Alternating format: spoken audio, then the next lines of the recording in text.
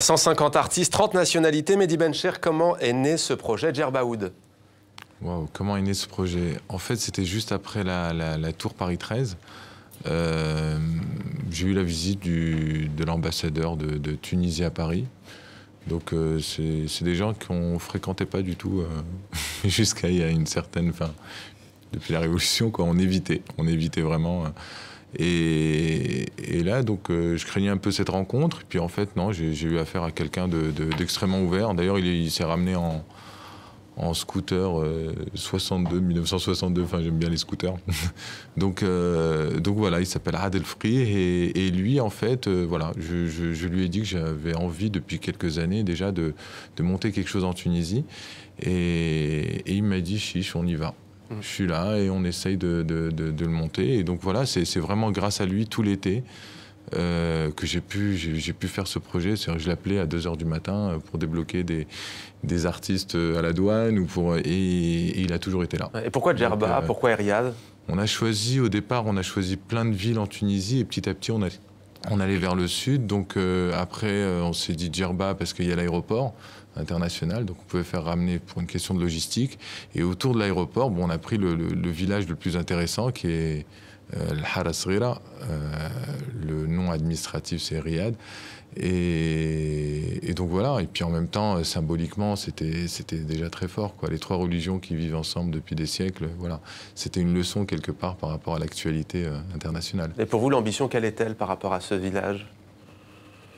L'ambition, c'était un essai de construire le musée idéal de ce mouvement qui est le street art, quoi. C'est-à-dire qu'un musée, c'est quelque chose qui va répondre à des règles muséales, c'est-à-dire une scénographie, une lumière, une idée d'ensemble, mais en même temps, en respectant ce mouvement, c'est-à-dire qu'il faut que ça reste dans la rue, et puis il faut que ça reste gratuit aussi, ouvert à tous.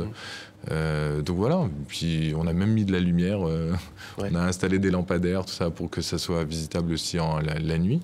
Donc je pense que le pari est réussi. Plutôt réussi. Ouais. Alors, 30 nationalités, on l'a dit, d'où viennent les graffeurs, globalement? Franchement, des 5 continents, partout. il y a partout. Vraiment toute l'Amérique latine, l'Amérique du Nord, l'Europe, tout le monde arabe, l'Afrique, on a même un Kényan, Afrique du Sud, il y a de l'Asie, vraiment partout. C'est un projet très bien accueilli. C'est le premier mouvement totalement international, hein, grâce à Internet. Donc, faut pas se focaliser sur une scène... Enfin, dans un endroit précis du monde, c'est la Terre entière qui est en train de participer à ce mouvement. C'est juste énorme. Sometimes people need things from the outside to feel important, to feel that they live in a nice village. C'est un challenge, parce qu'ils ne savent pas ce que c'est. Ils ne savent pas ce que c'est que le street art. Everything was kind of surprise for me. Et la façon la plus simple de passer un message, c'est d'écrire dans la rue.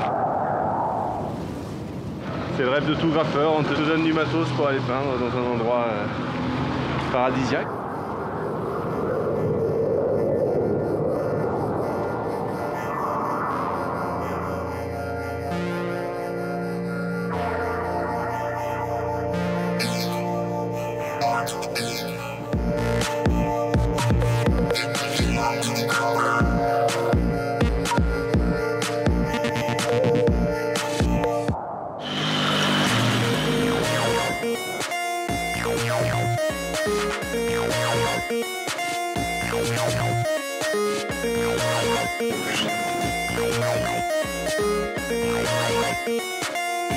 Bye.